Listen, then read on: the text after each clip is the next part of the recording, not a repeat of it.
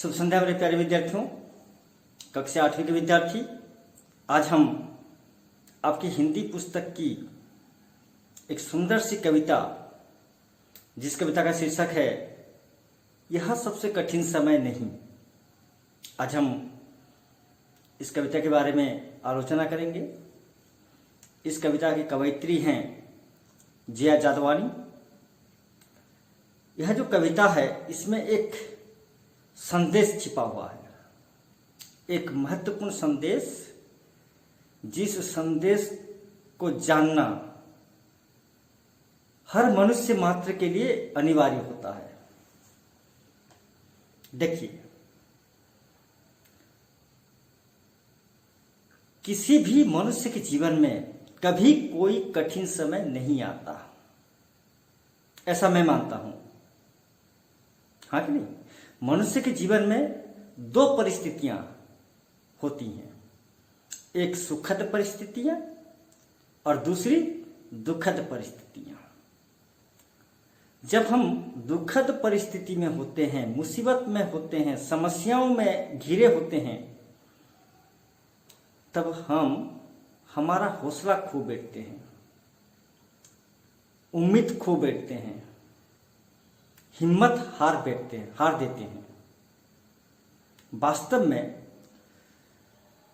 दुखद परिस्थितियों को सामना करने की शक्ति हम में है, लेकिन उस वक्त जब हम उस दुखद परिस्थिति में होते हैं, हमारे मन में तरह तरह की नकारात्मक विचारधाराएं आती हैं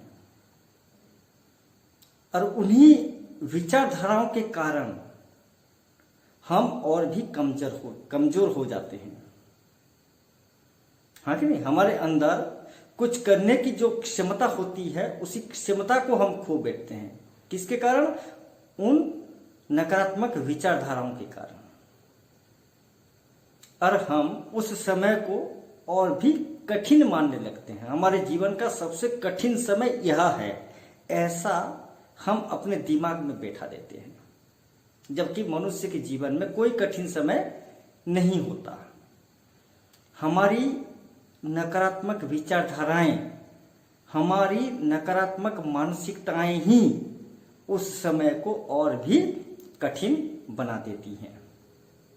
तो किस प्रकार हमें ऐसी कठिन परिस्थिति में भी, ऐसी मुश्किल परिस्थिति में भी, ऐसी दुखद परिस्थिति में भी निराश न होकर अपने कर्तव्य पथ पर आगे बढ़ना है, उसके बारे में कवयित्री जिया जादवानी ने कई प्रकार के उदाहरणों के माध्यम से इस कविता में स्पष्ट किया है, जिसे आज हम आलोचना करेंगे या फिर जिसके बारे में हम पढ़ने जा रहे हैं।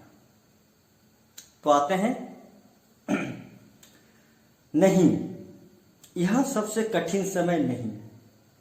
अभी भी दबा है चिड़िया की चोंच में तिनका, और वह उड़ने की तैयारी में है। अभी भी झड़ती हुई पत्ती थामने को बैठा है हाथ एक। अभी भी भीड़ है स्टेशन पर, अभी भी एक रेलगाड़ी जाती है गंतव्य तक। देखिए, उन्होंने कितनी अच्छी बात कही। निराश होना मनुष्य का स्वभाव है। कभी कभी जो मनुष्य बहुत हिम्मत वाला होता है, वो भी कभी कभार निराश हो ही जाता है। ये सहजात प्रवृत्ति है मनुष्य की। और निराशा की भावना हर किसी के मन में कमोबेश होती है, थोड़ी बहुत होती है। लेकिन यहां कवयित्री क्या कहती हैं? कवयित्री कहती हैं, नहीं, यह सबसे कठिन समय नहीं। रे मानव, रे मनुष्य, तू जिस समय को अपने जीवन का कठिन समय मान रहा है, जिन मुश्किल हालातों का तू सामना नहीं कर पा रहा है, जिस दुखद परिस्थिति में तू जी रहा है, वह समय तेरे जीवन का कठिन समय नहीं है। तेरे जीवन में कोई कठिन समय नहीं है। तू अपने जीवन के समय को कठिन मान रहा है, तू स्वयं समय को कठिन बना रहा है, लेकिन तेरे जीवन का कठिन समय यह नहीं है। क्यों नहीं है? अभी भी दबा है चिड़िया की चोंच में तिनका। कवयित्री कहती हैं कि अभी भी एक चिड़िया की चोंच में तिनका दबा हुआ है। तिनका मतलब वही नुकीला घास, हाँ कि नहीं, जिसके सहारे चिड़िया अपना घोंसला बनाती है। तो कवयित्री कहती हैं कि चिड़िया अभी अभी अपनी चोंच में तिनका दबाकर उड़ने की तैयारी में है। वह उड़ते हुए अपने बसेरे से कहीं दूर चली आई है। क्या लेने के लिए? तिनका लेने के लिए। अपने बसेरे से दूर उड़कर चली आई है तिनके की तलाश में। अब उसे तिनके मिल गए और उन तिनकों को वह अपनी चोंच में दबाकर दोबारा अपने घोंसले की ओर उड़कर जाने की तैयारी में है। यानी वह तिनका लेकर जाएगी, अपना घोंसला बनाएगी और उस घोंसले में अपने बच्चों को सुरक्षित वह रखेगी। ठीक है? और वह उड़ने की तैयारी में है। तिनका लेकर वह पुनर्वार वहां गए अपने बसेरे की ओर उड़कर जाने की तैयारी में है। अभी भी झड़ती हुई पत्ती थामने को बैठा है हाथ एक। आपने पेड़ देखे होंगे, बहुत बड़े बड़े पेड़ देखे होंगे। कभी कभार जो सूखा पत्ता होता है वो थोड़ी सी हल्की हवा के झोंके में फड़फड़ाता रहता है और फिर वह गिर जाता है, नीचे की ओर गिर जाता है, हाँ कि नहीं? पत्ता टूटकर जब पेड़ से नीचे की ओर गिरता है, पत्ती जब गिरती है, झड़ती मतलब गिरती, जब किसी पेड़ से कोई पत्ता टूटकर नीचे जमीन की ओर गिर रहा है, थामने को बैठा है हाथ एक। कौन कह सकता है कि वह पत्ता टूटकर पेड़ से सीधे जमीन में गिरेगा? नहीं, वो गिरने वाला है। वह पत्ता पेड़ से टूटकर लगभग गिरने वाला है और जब वह गिर रहा है तो पहले से ही कोई हाथ खड़ा है, कोई हाथ उसको पकड़ने के लिए पहले से ही तैयार बैठा है। किसी इंसान ने पहले से ही अपना हाथ फैला रखा है ताकि वह पत्ता पेड़ से टूटकर जमीन में ना गिरे, इन हाथों में गिरे। यानी गिरते हुए उस पत्ते को, गिरने वाले उस पत्ते को सहारा देने के लिए पहले से ही एक हाथ प्रस्तुत है, तैयार बैठा है, ताकि पत्ता जमीन में ना गिरकर इन हाथों में गिरे, उसे सहारा मिल जाए, हाँ कि नहीं? अभी भी भीड़ है स्टेशन पर, अभी भी एक रेलगाड़ी जाती है गंतव्य तक। कभी कभार देखना, मान लीजिए आप इंटरव्यू देने के लिए भुवनेश्वर गए हुए हैं और आपकी गाड़ी रात के 8 बजे है। आप 8 बजे गाड़ी में बैठेंगे और संबलपुर की ओर रवाना होंगे। लेकिन कभी कभार ऐसा होता है, कहीं मौसम खराब होता है, तेज बारिश होती है या फिर सिग्नल अगर क्लियर नहीं होता तो गाड़ी 1 घंटा 2 घंटा 3 घंटा भी देर होती है, हाँ कि नहीं? आप लेकिन 8 बजे स्टेशन पर, भुवनेश्वर रेलवे स्टेशन पर पहुंच चुके हैं, हाथ में आपके टिकट हैं, खाना वाना खा के आप पूरी तैयारी में बैठे हैं कि गाड़ी जब आएगी मैं बैठकर अपने घर जाऊंगा। और मान गाड़ी 2 घंटे 3 घंटे देर में आएगी, अनाउंस किया जा रहा है, हाँ कि नहीं, देर के लिए हमें खेद है, हाँ कि नहीं, ऐसा अनाउंस हमेशा होता रहता है। जब हम उस अनाउंसमेंट को सुनते हैं, बार बार सुनते हैं कि गाड़ी लेट चल रही है, गाड़ी इतने घंटे लेट चल रही है, हाँ कि नहीं, और जब हम उसको सुनते हैं उस अनाउंसमेंट को, हमारे अंदर बेचैनी होती है, हम बेचैन हो जाते हैं, हम निराश हो जाते हैं, हम घबरा जाते हैं कि गाड़ी कहीं सचमुच क्या कहते हैं, मतलब कभी कभार तो हमारे मन में यही विचार आ जाता है कि कहीं गाड़ी कैंसिल तो नहीं हो गई। गाड़ी के कैंसिल होने तक का ख्याल भी हमारे मन में आ ही जाता है, और जब हम कैंसिल इस शब्द को अपने दिमाग में बैठा लेते हैं, तब हम और भी लाचार हो जाते हैं, बेचैन हो जाते हैं, हम में एक अजीब सी घबराहट पैदा होती है। लेकिन क्या आप जानते हैं, वहां बाकी गाड़ियां आती जाती रहती हैं, सिर्फ आप जिस गाड़ी में जाने वाले हैं वह गाड़ी लेट है, बाकी गाड़ियां आती जाती रहती हैं, हाँ कि नहीं। मान लीजिए 8 बजे आपकी गाड़ी थी, 10 बज गया, 11 बज गया, 12 बजने वाला है, फिर भी आपकी गाड़ी नहीं है। लेकिन आप लोगों ने गौर किया होगा या नहीं किया होगा मुझे नहीं पता, मैं अनुभवी हूं, रात में एक और भी ट्रेन होती है, रात में रेलवे स्टेशन में कोई ना कोई एक ट्रेन जरूर होगी जो आपको आपके गंतव्य स्थल तक पहुंचा सकती है। गंतव्य स्थल मतलब जहां आप जाना चाहते हैं।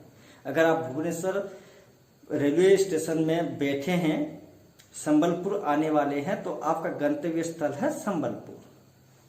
यहाँ घर वाले आपको फोन कर रहे होंगे, बेटा गाड़ी आई कि नहीं, बेटा गाड़ी कितने घंटे देर चल रही है, बेटा गाड़ी कब आएगी, बेटा तूने खाना खाया कि नहीं, बेटा तेरे साथ और कोई है या तू अकेले बैठा है। यहाँ घर वालों की भी बेचैनी बढ़ती रहती है और हमारी बेचैनी भी बढ़ती रहती है। लेकिन उस स्थिति में निराश होने की कोई आवश्यकता नहीं है, क्योंकि उस पटरी पर एक गाड़ी अभी भी खड़ी है जो आपको अपने लक्ष्य स्थल, अपने गंतव्य स्थल तक पहुंचा सकती है। अर्थात इस छोटी सी पंक्ति के माध्यम से कवयित्री जया जादवानी जी यह स्पष्ट करना चाहती हैं कि मनुष्य जब अपने कर्तव्य पथ पर आगे बढ़ने लगता है, जब अपना रास्ता पकड़ता है, तब उसके सामने कोई सारी बाधाएं तो आती ही हैं। हम बाधाओं की बात नहीं कर रहे हैं, लेकिन अगर हमारे मन में, हमारे जीवन में एक उद्देश्य है, एक महान लक्ष्य को हमें पूरा करना है, और उस लक्ष्य को हासिल करने के लिए अगर हम अपने रास्ते आगे बढ़ रहे हैं, तो देखना कभी कभार हमारे मन में कई प्रकार की भावनाएं आती हैं। अरे मेरे सामने तो वो टारगेट है, मैं उस टारगेट को पूरा कर पाऊंगा कि नहीं, मुझे कोई मदद करेगा या नहीं करेगा, अगर मैं उस जगह तक पहुंच नहीं पाया तो, अगर अपने लक्ष्य स्थल तक पहुंचने से पहले मेरे साथ कोई दुर्घटना घट गई तो, अगर मैं राह भटक गया, रास्ता भटक गया तो, विभिन्न प्रकार की नकारात्मक चिंताधाराएं हमारे जहन में आती रहती हैं। अगर एक हिसाब से देखा जाए तो ये जो नकारात्मक विचारधाराएं हमारे मन में घर बना लेती हैं। ठीक है, हम अपने लक्ष्य स्थल को पहुंचना तो बहुत दूर की बात है, हमने अभी भी यात्रा करने की सोचा है। हम अपने लक्ष्य स्थल पर पहुंचने के लिए हम यात्रा शुरू करने वाले हैं, और शुरू से ही हमारे मन में तरह तरह की भावनाएं आ जाती हैं, नकारात्मक भावनाएं, जो भावनाएं मनुष्य को और भी हतोत्साहित कर देती हैं, हाँ कि नहीं। निराशाजनक भावनाएं हमारे मन में आती हैं, जिसके चलते हम कमजोर हो जाते हैं। हम अपने लक्ष्य स्थल तक पहुंच नहीं पाते, हम रास्ता भटक जाते हैं, गुमराह हो जाते हैं। इसलिए चाहे वो लक्ष्य कितना भी बड़ा क्यों ना हो, कितना भी मुश्किल से भरा क्यों ना हो, आपके द्वारा चुना गया रास्ता कितना भी कंटकित क्यों ना हो, कितना भी विपदपूर्ण क्यों ना हो, जब आपने ठान लिया कि मुझे मंजिल तक पहुंचना है, ठीक है, आप पहुंचेंगे। आपके मन में वो हौसला भी है, ठीक है, आत्मविश्वास है कि मैं पहुंचूंगा। लेकिन जब आपके पास आत्मविश्वास है, तब विभिन्न प्रकार की नेगेटिव यानी नकारात्मक चिंताधाराएं अपने मन में मत लाना, क्योंकि यही नकारात्मक चिंताधाराएं ही हमें अपने रास्ते से भटका सकती है, ठीक है। निराश मत होइए, निराश होने की कोई आवश्यकता नहीं है।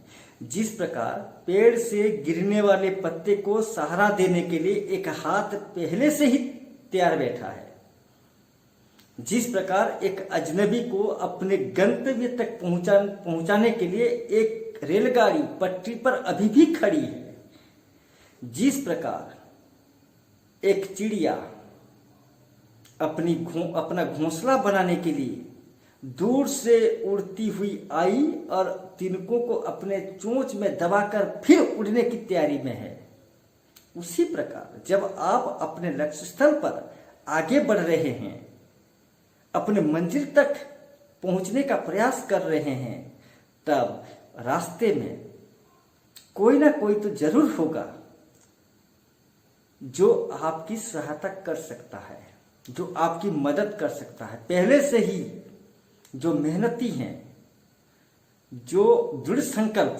जिनके मन में दृढ़ संकल्प होता है कि मैं उस काम को करके दिखाऊंगा, जो आत्मविश्वासी हैं, जिन्हें खुद पर भरोसा है, जो अपनी मंजिल तक पहुंचने के लिए जिन लोगों ने सही रास्ता पकड़ चुके हैं, जो लोग सही रास्ता पकड़ चुके हैं, उन लोगों को सहायता देने के लिए पहले से ही ईश्वर ने किसी ना किसी को किसी भी जगह पहले से ही नियोजित करके रखा है।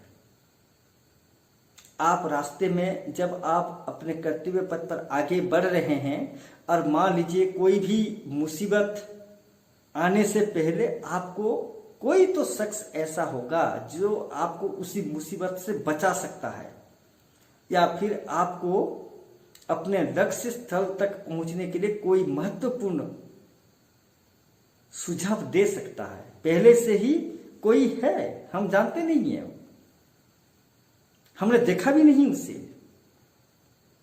लेकिन सहारा देने के लिए कोई ना कोई तो जरूर है, ठीक है, हम जानते नहीं है, लेकिन कोई ना कोई जरूर है जो हमें सहारा देगा। हमारे मुसीबत के समय, हमारी विपत्ति के समय, ठीक है, कोई ना कोई है जो हमारी सहायता करेगा। लेकिन हम तब तक भी इंतजार नहीं करते, और यात्रा करने से पहले ही विभिन्न प्रकार की नकारात्मक चिंताधाराओं के कारण हम पहले से ही दुर्बल हो जाते हैं, कमजोर हो जाते हैं। लक्ष्य स्थल तक पहुंचने की यात्रा तय करने से पहले ही हम कमजोर हो जाते हैं, आत्मविश्वास खो बैठते हैं, हाँ कि नहीं, निराश हो जाते हैं।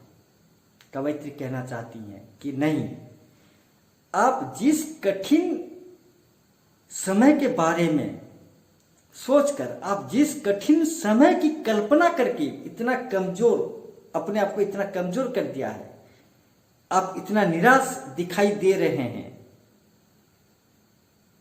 उस निराशा को अपने मन में कभी जगह मत दीजिए।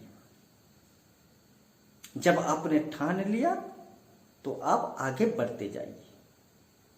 जब आपका काम नेक है, एक महान उद्देश्य की पूर्ति के लिए जब आप एक महान लक्ष्य स्थल तक पहुंचना चाहते हैं, आप बिना निराश हुए, आप निराश मत होइए। इधर उधर की चिंताधाराएं आप अपने मन में मत लाइए। आप बिंदास होकर, आप बेफिक्र होकर अपने कर्तव्य पथ पर निरंतर बढ़ते रहिए।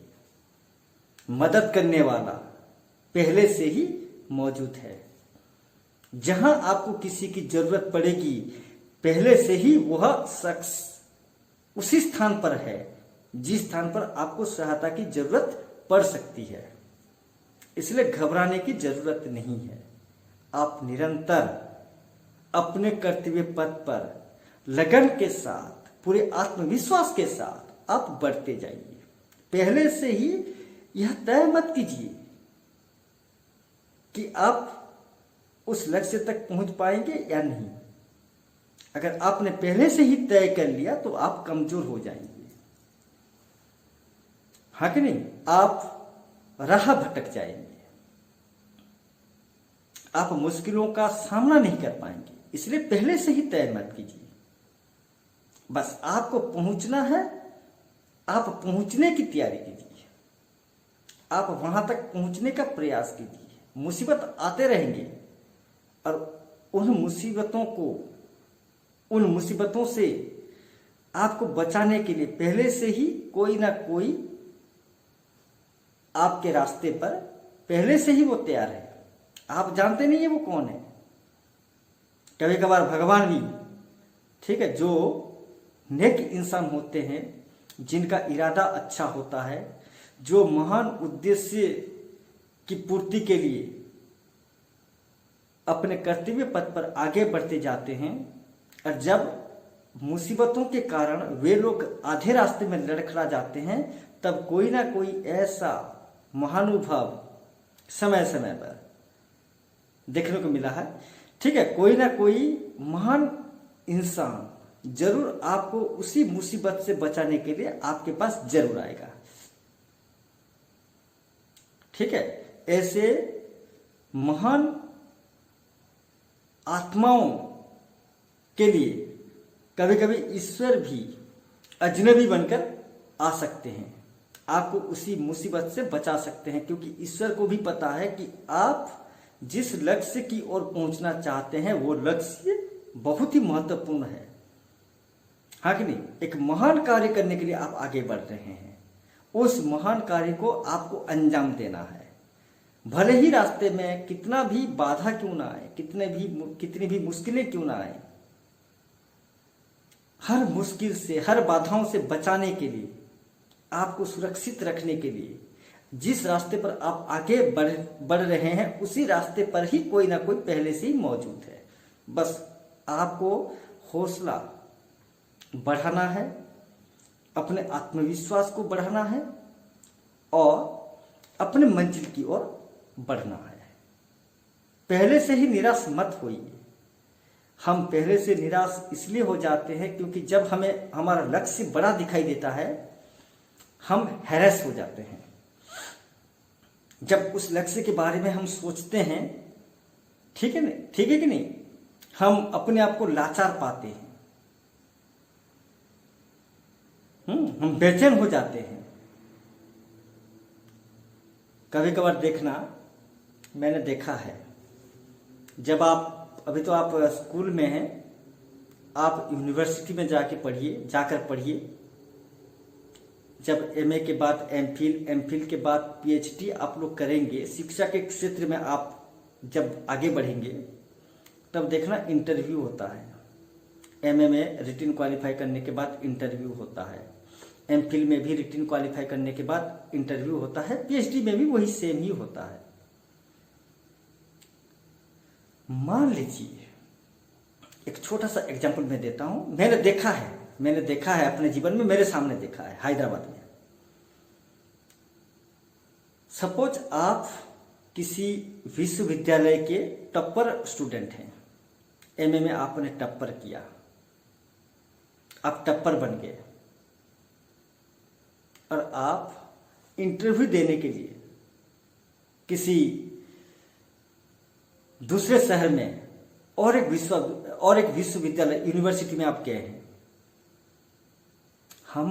हमारी तरह बहुत सारे विद्यार्थी, हाँ कि नहीं, वहां आए हुए होते हैं। जैसे आप अपने यूनिवर्सिटी के टॉपर हैं, उसी प्रकार और भी विभिन्न यूनिवर्सिटी के टॉपर वहां इंटरव्यू देने के लिए आए होंगे। और जब हम उन विद्यार्थियों को देख लेते हैं तब हमारा आधा आत्मविश्वास टूट जाता है, हम डर जाते हैं। ठीक है, इतने सारे विद्यार्थियों को एक साथ हमारी आंखों के सामने देखकर हम डर जाते हैं।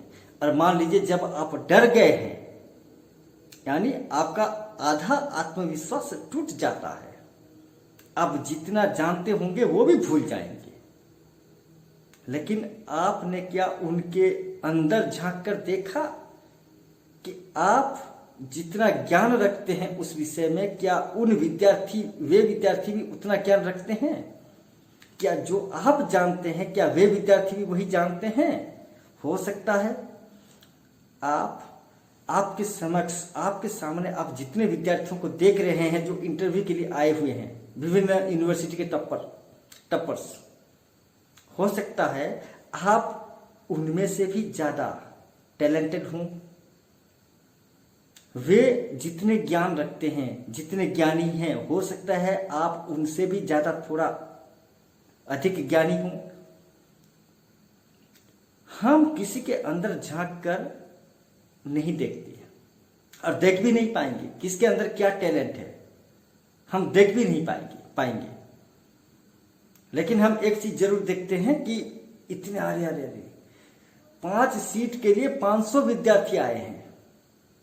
देखिए, एमफिल में 5 सीटें हैं और उसके लिए देश के विभिन्न यूनिवर्सिटी से अच्छे 500 विद्यार्थी आए हैं। जब 5 सीटें के लिए 500 विद्यार्थी, यानी एक सीट के लिए 100 विद्यार्थी, जब हम इतने सारे विद्यार्थियों को देख लेते हैं, हमारा आधा कॉन्फिडेंस लूज हो जाता है, हम घबरा जाते हैं। हाँ कि नहीं? हम पता नहीं यार कि क्या क्या सोचते हैं, अरे यार इतने सारे विद्यार्थी आए हैं, मुझे कहाँ मिलेगा? वो जेएनयू से आया है, वो डीयू से आया है, वो जामिया मिलिया से आया है, वो मौलाना आजाद नेशनल उर्दू यूनिवर्सिटी से आया है, वो उस्मानिया से, पता नहीं। वो जब यूनिवर्सिटीज का नाम सुन लेते हैं, हमें ऐसा लगता है जैसे वे लोग एकदम पंडित हैं और हम मूर्ख। हम तुरंत उनके साथ खुद का कंपेयर कर लेते हैं। हमें तो ऐसा लगता है जैसे इनके सामने मैं कुछ नहीं हूं। और जब हमारे मन में ऐसी भावनाएं आ जाती हैं, तब हम जितनी भी तैयारी करके क्यों ना आए, जितना भी पढ़कर क्यों ना आए, सब कुछ वहां ऑन द स्पॉट भूल जाते हैं। वहां हमारा आधा कॉन्फिडेंस, आधा आत्मविश्वास हम खो देते हैं। हाँ कि नहीं? लेकिन हम यह नहीं सोचते कि भाई मुझे यहां आने का मौका मिला है इंटरव्यू देने के लिए, मैं आया हूं और ये जो 5 सीटें हैं, एक सीट मेरे नाम पर, हाँ कि नहीं? एक सीट मेरे नाम पर, बाकी जो 4 सीटें हैं, ये 500 विद्यार्थी उसी 4 सीटों के लिए इंटरव्यू देंगे। मेरा तो एक तय है। यही है कॉन्फिडेंट। आप इंटरव्यू में पास हो या ना हो वो अलग बात है, लेकिन जब आपने मन में ठान लिया कि 5 सीटों में से एक सीट तो मेरा है, एक सीट मेरी है, जब आप इतना ठान लिया मन में, तब आपके मन में दूसरी कोई नकारात्मक चिंताधाराएं, विचारधाराएं नहीं आएंगी। हाँ कि नहीं? और आप जब जाएंगे इंटरव्यू देने के लिए, प्रोफेसर लोग बैठे हुए होंगे, जब आप उनके सामने बैठेंगे तब आपको कोई डर नहीं लगेगा।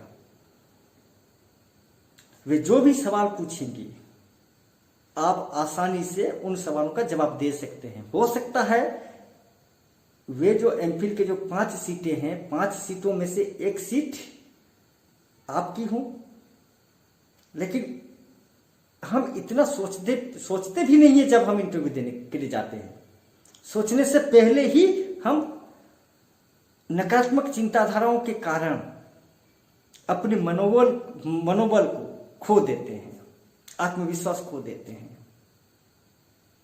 और अगर ऐसा हुआ तो हम अगर पास भी होने वाले हैं तो नहीं होंगे। इसलिए पहले से निराश मत होइए, क्योंकि जिस समय को आप अपने जीवन का कठिन समय मान रहे हैं, वह आपके जीवन का कठिन समय बिल्कुल भी नहीं है। अपने जीवन के समय को कठिन समय मानना यह हमारी बेवकूफी है, मूर्खता है। कभी भी आप अपने जीवन के किसी भी समय तो कठिन समय मत मानिए, वो आपके जीवन का कठिन समय नहीं है। अभी भी आप ऊपर उठ सकते हैं, अभी भी समय है, आप आगे बढ़ सकते हैं। बस उसके लिए आपको अपने आत्मविश्वास को बढ़ाना होगा, अपने अंदर के जो हौसला है, हाँ कि नहीं, अपने आप को आप उत्साहित कीजिए, हौसला बढ़ाइए, आत्मविश्वास बढ़ाइए और सीना तान कर आप इंटरव्यू में जाइए या फिर अपने कर्तव्य स्थल, अपने लक्ष्य स्थल की ओर जाइए। जब आपके मन में जब आप आत्मविश्वास से भरपूर हैं, आपके अंदर काफी आत्मविश्वास है, अपने ऊपर आपका विश्वास है कि मैं वह काम कर सकता हूं, तो आप निश्चित ही उस काम को कर सकते हैं। लेकिन उससे पहले आप निराश मत होइए, हाँ कि नहीं। मैं बार बार कहता हूं, नेगेटिव थॉट्स अपने मन में मत लाइए, ठीक है। अब दूसरी पंक्ति, अभी भी भीड़ है स्टेशन पर, अभी भी एक रेलगाड़ी जाती है गंतव्य तक जहां कोई कर रहा होगा प्रतीक्षा। अभी भी कहता है कोई किसी को, जल्दी आ जाओ कि अब सूरज डूबने का वक्त हो गया, हाँ कि नहीं। जब आप, जैसे मैं बोल रहा था, आप रेलवे स्टेशन में हैं, ठीक है, गाड़ी की प्रतीक्षा में हैं, आपकी गाड़ी देर से आएगी, बार बार अनाउंसमेंट हो रहा है। आप जब भी उस अनाउंसमेंट को सुनते हैं तब आपके अंदर बेचैनी बढ़ती जाती है, ठीक है। लेकिन क्या पता है आपको कि जब आप अपने गंतव्य स्थल तक पहुंचेंगे, वहां कोई ना कोई आपका इंतजार कर रहा है। हो सकता है आपके मामा जी, हो सकता है आपके चाचा जी, हो सकता है आपके पिताजी आपको लेने के लिए स्टेशन पर आए हों। और कभी कभार मान लीजिए, अगर हमारी गाड़ी सुबह 10 बजे है और 1 बजे पहुंचने वाली है, लेकिन 10 बजे की गाड़ी अगर 1 बजे आती है तो आप कितने बजे पहुंचेंगे? अगर 10 बजे की गाड़ी 1 बजे पहुंचने वाली है तो 1 बजे अगर आएगी तो आप कितने बजे पहुंचेंगे? 3 घंटे बाद, यानी 4 बजे। और उस वक्त अगर वहां आपके पिताजी आपका इंतजार कर रहे हैं तो फोन करके वो क्या कहते हैं? हाँ बेटा जल्दी आओ, मैं हूं, अभी शाम होने वाला है, शाम होने से पहले जल्दी पहुंच जाओ। अक्सर जब आप ट्रेन में जा रहे होते हैं तो ऐसा तो कोई नहीं कहता, लेकिन आप अगर भुवनेश्वर से बाइक में जा रहे हैं संबलपुर, तो आपके घर वाले क्या कहते हैं? हाँ बेटा यहां बारिश होने वाली है, आसमान में बादल मंडरा रहे हैं, तुम जल्दी से आ जाओ वरना भीग जाओगे, हाँ कि नहीं। कभी कभार ऐसा घर वालों के मुंह से सुनने को मिलता है। यानी पहली बात तो यह है कि आपको अपने लक्ष्य स्थल तक ले जाने के लिए पहले से ही उस स्टेशन में एक गाड़ी है, और जब आप उस गाड़ी में बैठकर अपने लक्ष्य स्थल पर पहुंच जाएंगे, वहां भी कोई ना कोई आपका इंतजार कर रहा है, आपको वहां से सुरक्षित घर लेकर जाएगा। स्टेशन में आपकी सहायता करने के लिए पहले से ही एक गाड़ी पटरी पर खड़ी है, और वहां पहुंचने के बाद आपकी सहायता करने के लिए, आपकी मदद करने के लिए पहले से ही कोई ना कोई शख्स आपका इंतजार कर रहा है। तो घबराना किस बात का? तो हम निराश क्यों हुए? हमें निराश होने की क्या आवश्यकता है? हाँ कि नहीं? सहायता का हाथ बढ़ाने के लिए पहले से ही कोई मौजूद है, हमें सहारा देने के लिए पहले से ही कोई उपस्थित है। तो हम किस बात के लिए घबरा रहे हैं? क्यों हमारे मन में ऐसी नकारात्मक चिंताधाराएं आ रही हैं? हम सकारात्मक क्यों नहीं हो पा रहे हैं? ठीक है, इसलिए कवयित्री जया जादवानी कहती हैं कि निराश मत होना। जब आप किसी महान उद्देश्य की पूर्ति के लिए, किसी महान कार्य को पूरा करने के लिए अपने मंजिल तक बढ़ रहे हैं, अपने मंजिल की ओर बढ़ रहे हैं, तो पग पग में कोई ना कोई तो जरूर है जो मुसीबत के समय आपकी सहायता जरूर करेगा। इसलिए आप निराश मत होइए और संकल्पबद्ध होकर, हाँ कि नहीं, आप अपने आत्मविश्वास को बढ़ाकर आप अपने कर्तव्य पथ पर आगे बढ़ते जाइए। ये जो है अब अंतिम पंक्ति, अभी कहा जाता है, उस कथा का आखिरी हिस्सा जो बूढ़ी नानी सुना रही सदियों से दुनिया के तमाम बच्चों को। अभी आती है एक बस, अंतरिक्ष के पार की दुनिया से लाएगी बचे हुए लोगों की खबर। नहीं, यह सबसे कठिन समय नहीं। अंतिम पंक्ति जो है, इसे थोड़ा समझने का प्रयास कीजिए। कवयित्री जया जादवानी क्या कहती है इसमें, इस पंक्ति में? वे कहती हैं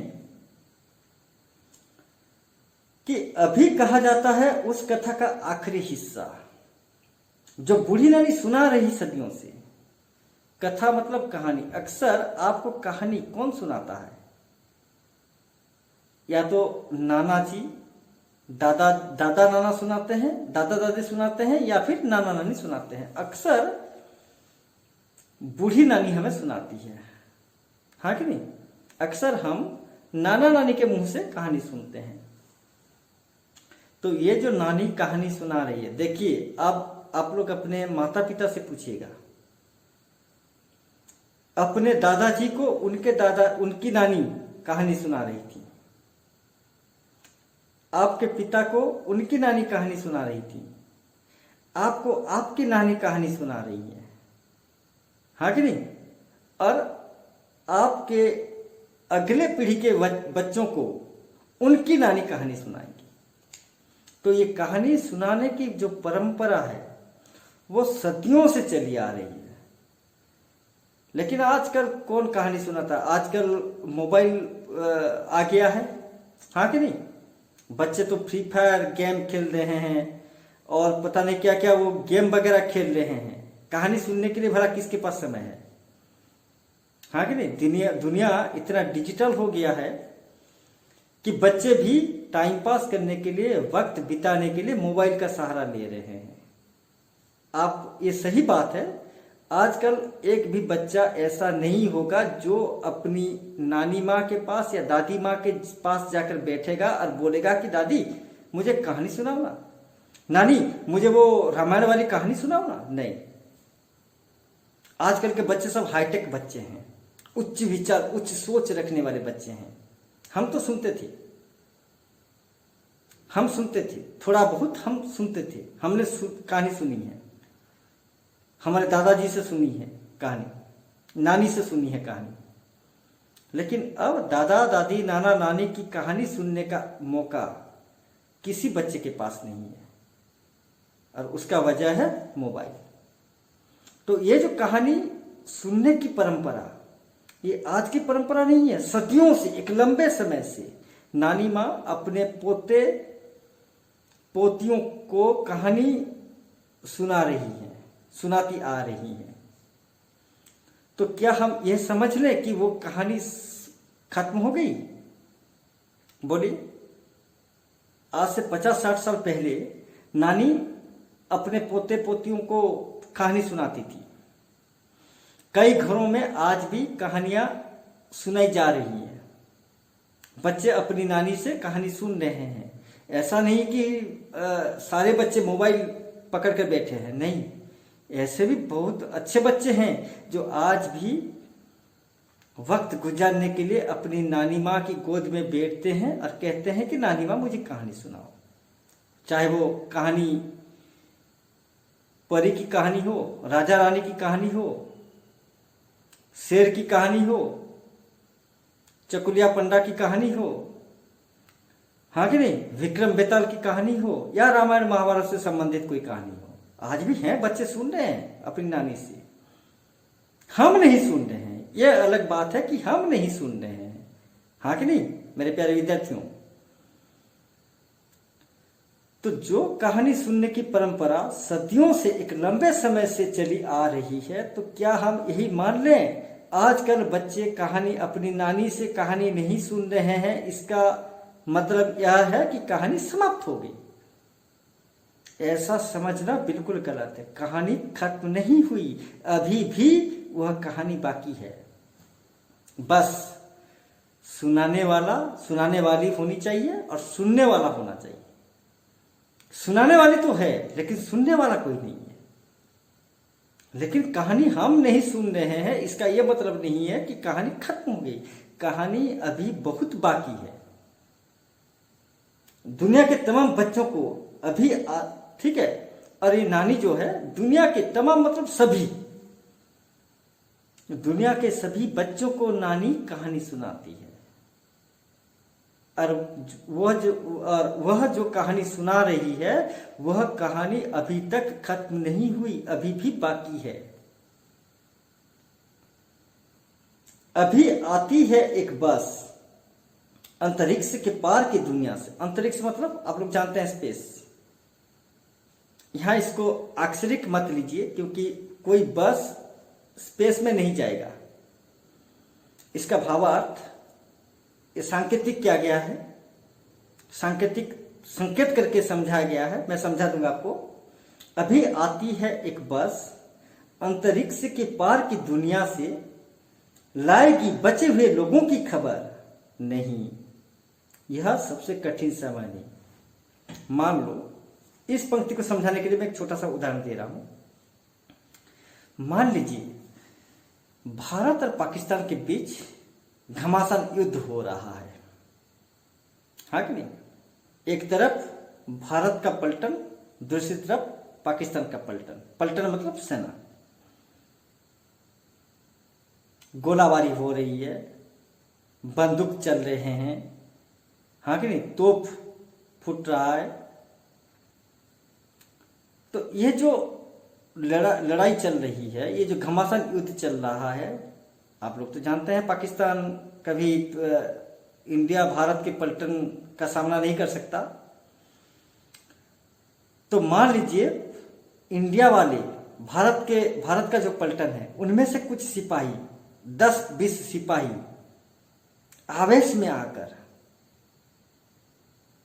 हाँ कि नहीं, आवेश में आकर वे लोग सीमा पार करके पाकिस्तान की ओर चले गए उनको मारने। जब इस तरफ से भारत का पलटन आ रहा था और यहां पाकिस्तान का पलटन था, बीच में बॉर्डर है, तो ये लोग लड़ते लड़ते, दुश्मनों को मारते मारते इस पलटन से कुछ सेना, 15-20 सेना सीमा पार कर गई और पाकिस्तान की सेना को भगाकर दूर ले गई। तो जैसे जैसे ये 10-20 बहादुर सिपाही आगे बढ़ रहे हैं, वैसे वैसे पाकिस्तान की सेना पीछे हट रही है। लेकिन ये जो बहादुर सेना है, 10-20 बहादुर सेना सिपाही, ये ऑलरेडी बॉर्डर क्रॉस कर चुके हैं। ठीक है, इंडिया पाकिस्तान का बॉर्डर क्रॉस कर चुके हैं और ये बॉर्डर क्रॉस करके पाकिस्तान की सीमा में घुस चुके हैं। 10-20 सिपाही, 20 सिपाही। और पाकिस्तान की सेना ने किया क्या, जब उसने देखा कि भारत की सेना, भारत का पलटन उनको भगाते हुए उनकी सीमा में घुस चुका है और उनके पीछे उन्हें मारने के लिए उन्हें भगा रहा है, तब वे पीछे हटते जा रहे हैं। देखिए ये सीमा है, इस सीमा से आगे निकल चुकी है भारतीय सेना। 20 सिपाही आगे निकल चुके हैं, बाकी सिपाही भारत की सीमा में हैं। तो ये जो भारत के जो 20 सिपाही हैं, ये लोग पाकिस्तान की सेना को भगाते हुए पूरा अंदर तक चले गए। इतने दूर चले गए कि भारत की सीमा में जो सिपाही खड़े हैं उनके आंखों से ओझल हो गए। ओझल मतलब वे लोग, वे 20 सिपाही पाकिस्तानी सेना को भगाते हुए पाकिस्तान के पूरा अंदर की तरफ घुस गए हैं और वे लोग इतने अंदर चले गए हैं कि भारत की सीमा में जो सिपाही हैं उन्हें वे सिपाही नजर नहीं आते। तो इन्हें क्या लगेगा, मुझे बताइए। इन्हें ऐसा महसूस हो सकता है कि अरे अरे अरे, ये तो आवेश में आकर पाकिस्तान की सीमा में घुस गए, अब पूरा उसके अंदर तक चले गए, ये लोग वापस लौट सकते हैं या नहीं। उनके मन में एक घबराहट पैदा होगी, हाँ कि नहीं, एक अजीब सी घबराहट होगी, क्योंकि उनके 20 बहादुर सेना सीमा लांघ कर पाकिस्तान की ओर चले गए हैं। पाकिस्तान की सेना को भगाते हुए पूरा पाकिस्तान की सीमा के बहुत अंदर चले गए हैं और वे इन सिपाहियों को नजर नहीं आते। तो उनके अंदर एक अजीब सी घबराहट जरूर पैदा होगी। उनके मन में यह विचार जरूर आएगा कि ये तो चले गए आवेश में आकर, लेकिन वापस जिंदा लौटकर आएंगे या नहीं, या सबको मार भगाएंगे, या वहीं जहां तक वे गए हैं वहां भारतीय झंडा गाड़ कर आएंगे। कई प्रकार के विचार आते हैं। मान लीजिए इस सीमा के इस पार ये लोग खड़े हैं, हाँ कि नहीं, 5 घंटे, 10 घंटे, 15 घंटे, 20 घंटे, 2 दिन तक, उदाहरण के तौर पर मैं बोल रहा हूं, 2 दिन तक ये लोग यहीं पे सीमा पर ही खड़े हैं, रुके हुए हैं।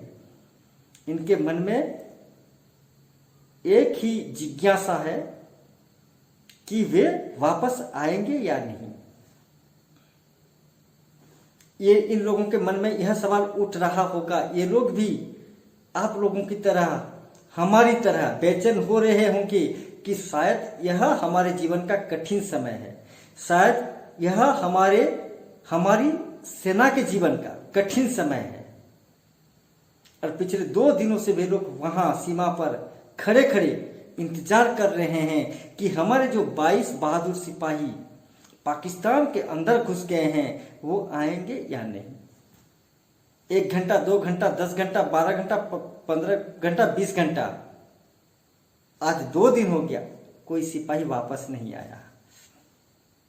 लेकिन उनके मन में आशा है, अभी भी थोड़ी सी आशा बची हुई है कि जरूर भारतीय सिपाही वापस आएंगे। लेकिन ऐसा नहीं है कि सब लोग वापस आएंगे। ऐसा भी हो सकता है कि वहां जंग लड़ते लड़ते कुछ सिपाही शहीद भी हो गए होंगे, लेकिन जो सिपाही बच गए हैं, दुश्मनों को मारते मारते जख्मी की हालत में जो सिपाही अभी भी बचे हुए हैं, वे तो जरूर आएंगे।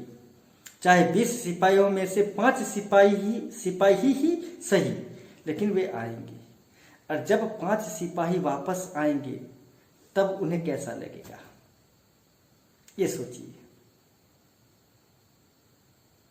अगर जब घुस गए थे उन्हें लग रहा था कि ये लोग जिंदा वापस नहीं आ पाएंगे, और 2 दिन के बाद वहां जंग लड़कर 5 सिपाही घायल होकर भारत की सीमा की ओर आ रहे हैं, तब देखिए उनके मन में कैसा विचार आ रहा होगा। उन सिपाहियों के लिए उनके मन में कितना सम्मान जाग रहा होगा।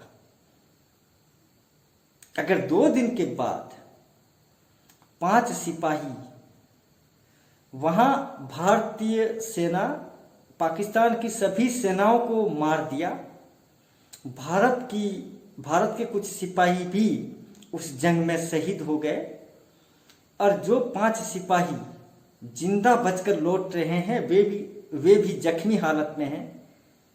जब उन 5 सिपाहियों को ये सिपाही देखेंगे तब उनके मन में कैसी इच्छा प्रकट होगी, कैसा विचार आएगा?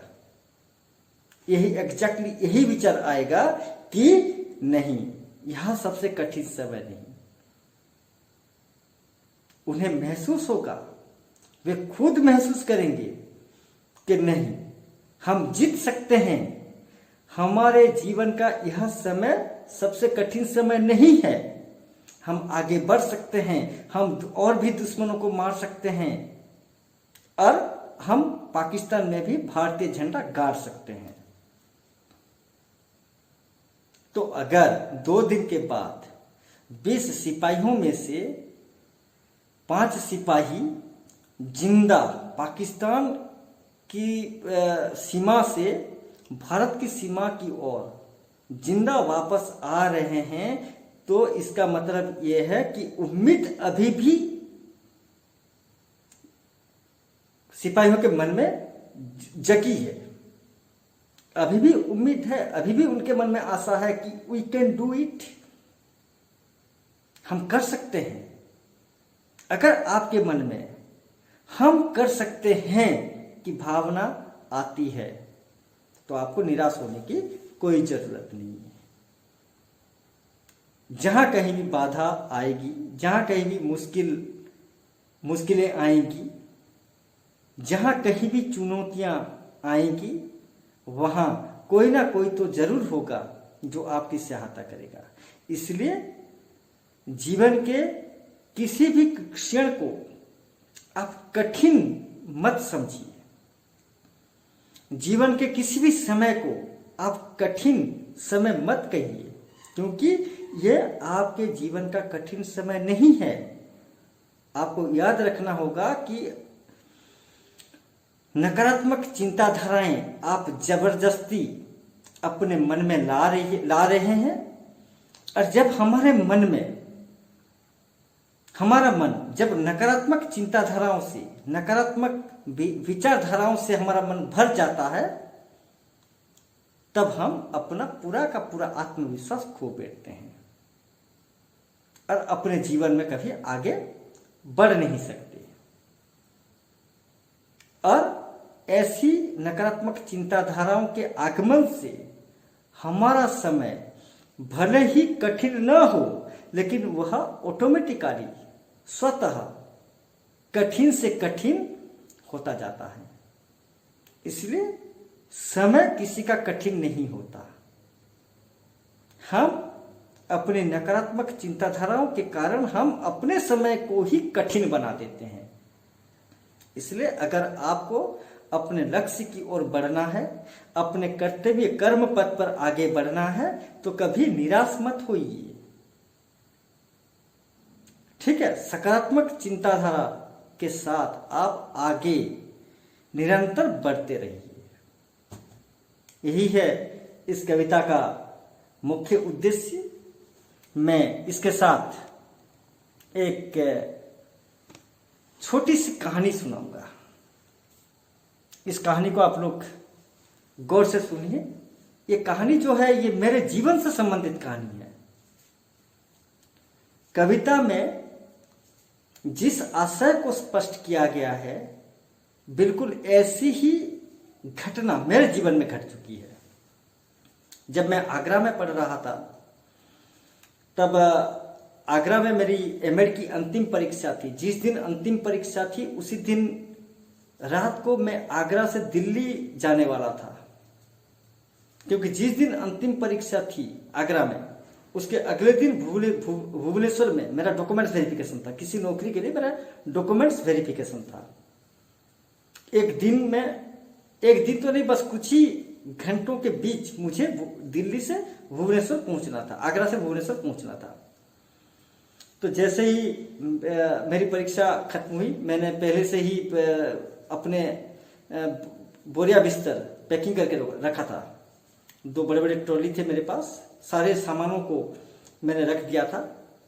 और कुछ सामान मेरे एक जूनियर के पास मैंने रखा था। जितना मैं ला सकता था जरूरी चीजें, उसका मैंने पैक किया था। जैसे ही खत्म हुआ, ठीक है, उसके एक दिन पहले ही मैंने फ्लाइट का टिकट बुक किया था। और जैसे ही खत्म हुआ, खाना वाना खा के मैं आगरा से आगरा कैंट रेलवे स्टेशन आ गया। मेरी गाड़ी थी, आप यकीन नहीं मानेंगे, मेरी गाड़ी थी 10 बजे, मुझे दिल्ली जाना है। दिल्ली में हर हालत में मुझे 7 बजे से लगभग 6 साढ़े 6 बजे तक पहुंचना है, 6 बजे तक पहुंचना है। रात के 10 बजे मैं आगरा कैंट रेलवे स्टेशन में अपना सामान लेकर बैठा हूं। मैंने पहले से टिकट बुकिंग नहीं किया था क्योंकि मेरे पास वक्त नहीं था।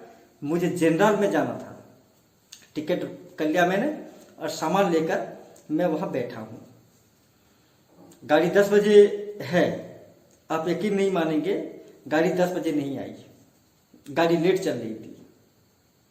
जाड़ का मौसम था, ठीक है। ये जो स्मोक वगैरह होता है, गाड़ी दिखाई नहीं देती, ऐसी स्थिति थी उस वक्त आगरा में। गाड़ी 10 बजे नहीं आई, गाड़ी 11 बजे नहीं आई, गाड़ी 12:30 बजे, 12:30 बजे भी नहीं आई। गाड़ी आई 1 बजे। 10 बजे से लेकर 1 बजे तक मैं आगरा कैंट रेलवे स्टेशन में अपना सामान लिए बैठा हूं, हाथ में टिकट है।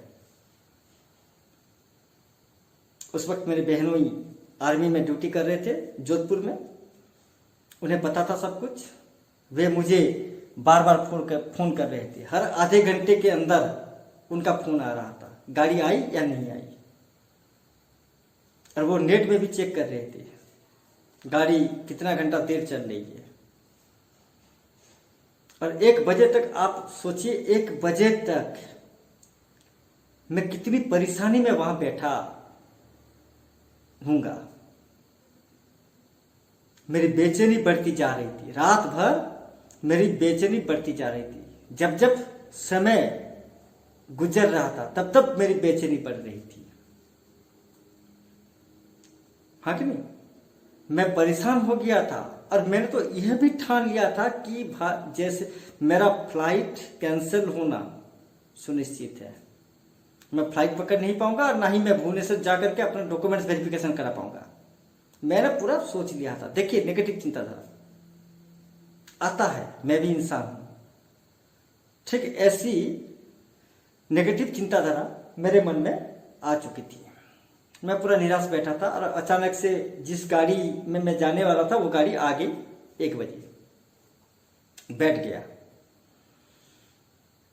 गाड़ी में बैठने के बाद फिर बहनोई का फोन आया कि गाड़ी आई।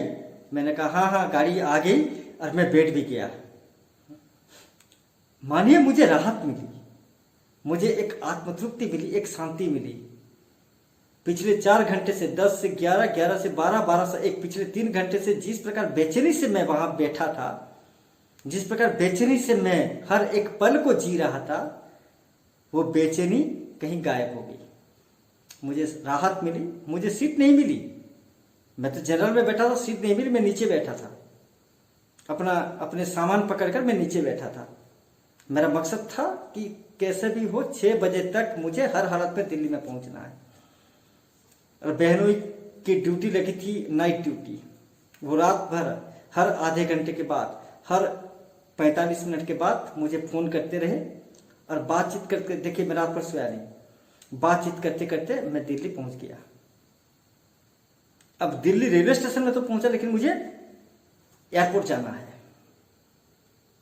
ठीक है, मैं क्या करूंगा। टाइम हो चुका था 5 बजे।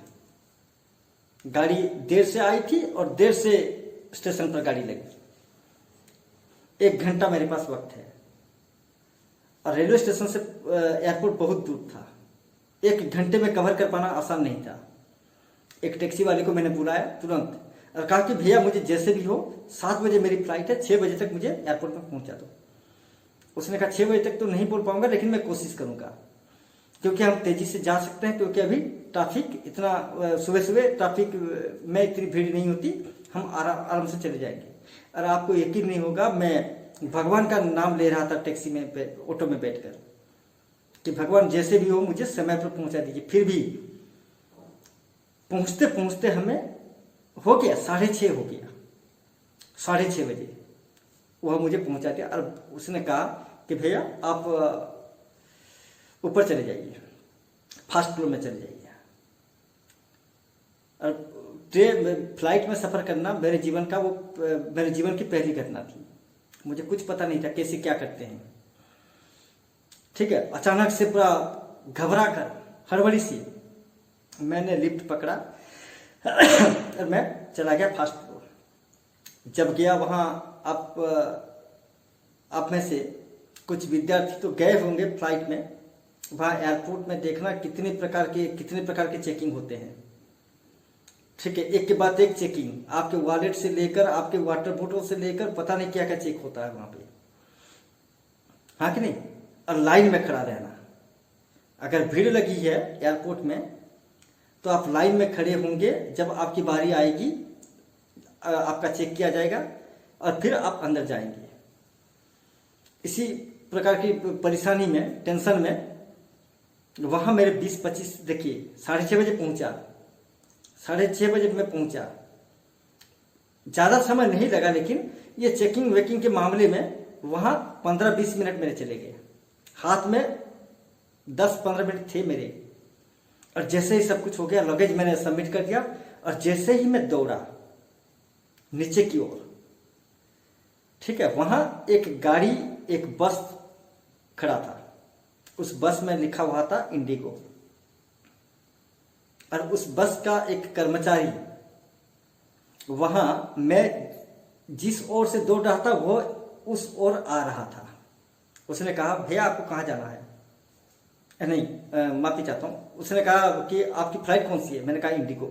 जाइए जाइए, गाड़ी लगी हुई है, आप जल्दी बैठिए, अभी गाड़ी छूट जाएगी।